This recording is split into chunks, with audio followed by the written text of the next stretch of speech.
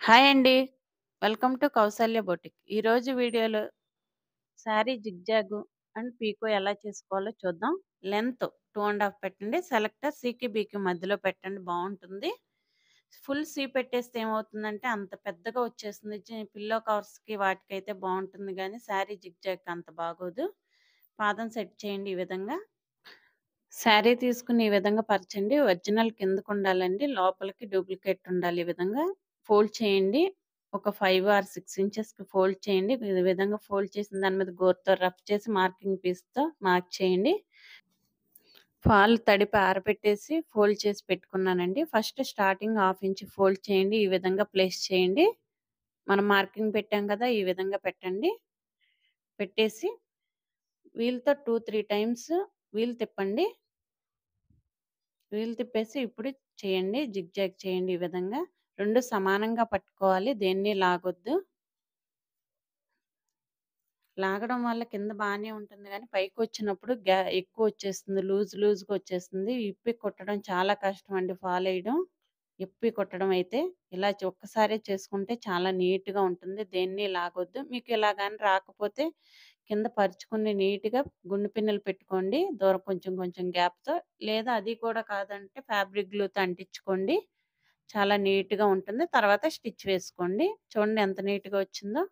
ఇలా వస్తుంది. ఈ విధంగా దేన్ని లాగకుండా వేయండి. 2 సమానంగా పట్టుకోండి. చీరని కొంచెం కొంచెం జరుపుకుంటూ ఈ విధంగా వేయండి.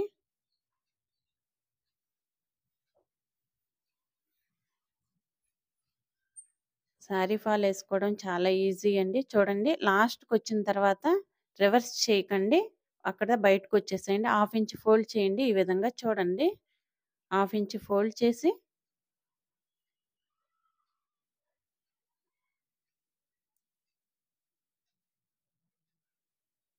1/2 ఇంచ్ ఫోల్డ్ చేసి బయటకొచ్చేసేయండి.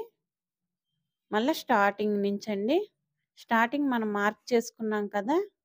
మార్కింగ్ పీస్‌తో లైన్ మీదకే రావాలి చూడండి. లైన్ మీదే పెట్టండి. అందుకే మనం మార్కింగ్ చేసుకుంది. అలా చేసుకోవడం వల్ల ఏందంటే క్రాస్‌గా వేయకుండా ఉంటామని మార్కింగ్ చేశాము. చూడండి ఈ విధంగా మార్క్ చేసి సూది గుచ్చేసి క్లాత్‌లో మళ్ళా రివర్స్ రండి. ఇలా దేన్ని లాగొద్దు. క్లాత్ లోపల ఎక్కువ ఉండిపోతుందండి. క్లాత్‌ని సర్దుకుంటూ నీట్‌గా ఈ విధంగా వేయండి. మనం సర్దకపోతే ఏమవుతుందంటే లోపల ఎక్కువ క్లాత్ ఉండిపోతుంది. ఈ విధంగా ఎడ్జ్ మీదే వేయండి. ఈ వీడియో మీకు నచ్చితే లైక్ చేయండి, షేర్ చేయండి. కొంచెం కొంచెం సర్దుకుంటూ వేయండి. ఇలాగే స్టిచ్ వేయండండి. నీట్‌గా వస్తుంది. మన ఛానెల్‌ని ఇప్పటివరకు సబ్స్క్రైబ్ చేసుకోకపోతే చేసుకోండి. లాస్ట్‌కొచ్చిన తర్వాత ఫోల్డ్ చేసాం కదండీ! ఆ ఫోల్డింగ్ నీట్‌గా పరుచుకొని లేకపోతే ఇప్పుడు ఫోల్డ్ చేసాము. మీరు ముందే ఫోల్డ్ చేసుకున్నైనా ఒక స్టిచ్ వేసేసుకొని వేయండి.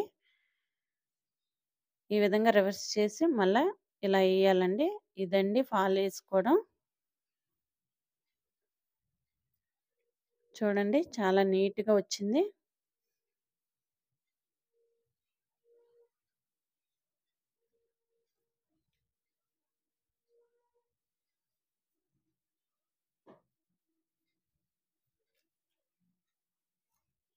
ఇప్పుడు పీకో చేసుకుందాం. 1 పెట్టండి లెంత్. సెలెక్టర్ సి పెట్టండి. ఫుల్ సి పెట్టండి. ఇందాక సికి, బికి మధ్యలో పెట్టాం కదండీ! ఇప్పుడు ఫుల్ సి పెట్టండి. పాదం మార్చుకుందాం. ఇదండి పీకో ఫూట్. ఫూట్‌ని ఈ విధంగా పెట్టండి.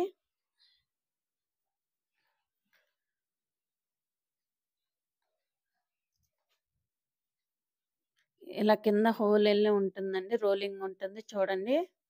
నీట్‌గా ఈ విధంగా పెట్టి చీర తీసుకొని ముందు 1 ½ ఇంచ్ అలా వదిలేసేయండి. స్టార్టింగ్ కొంచెం వదిలేసేయండి. వదిలేసి 2, 3 టైమ్స్ వీల్ తిప్పండి. ఇప్పుడు బెండ్ చేయండి ఈ విధంగా.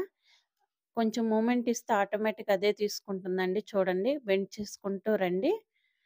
ఇలా చేస్తే చాలా నీట్‌గా ఉంటుందండి. మనం పెట్టుకున్నాం కదా! అందుకే ఇలా కొంచెం లావుగా వస్తుంది. ఇలా వస్తే చాలా బావుంటుంది. అదే సీకి, బీకి మధ్యలో గాని అలా పెట్టుకున్నామంటే తక్కువ వస్తుంది. సన్నగా వస్తుంది. మీకెలా కావాలంటే అలా పెట్టుకోండి. నేనైతే పెట్టుకుంటాను. 1 పెడతాను.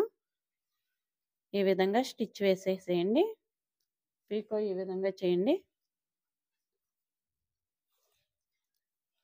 కొంచెం వెనక మూవ్‌మెంట్ ఇవ్వండి. ఇదిగోండి చూడండి లాస్ట్‌లో వేలు ఈ విధంగా పెట్టి ఇటువైపు లాగండి. ఇలా చేయడం వల్ల ఏమవుతుందంటే ఆ కోన్‌లాగా రాకుండా ఉంటుంది. నేను చాలా మంది నా స్టూడెంట్స్ చేస్తూ ఉంటారు చూస్తాను.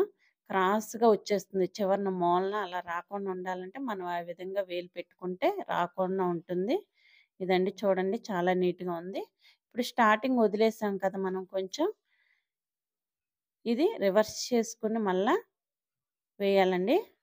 ఇలా వేయడం వల్ల ఏమంటే కోన్‌లాగా రాకుండా నీట్‌గా ఒకే లెవెల్‌లో వస్తుంది. చాలా నీట్‌గా ఉంటుంది. ఈ విధంగా బెండ్ చేయండి. చూడండి మళ్ళీ ఒకసారి వేలు ఇలా ఈ విధంగా పెట్టి లాగి వేయండి. ఇదండి పీకో. Thank you for watching.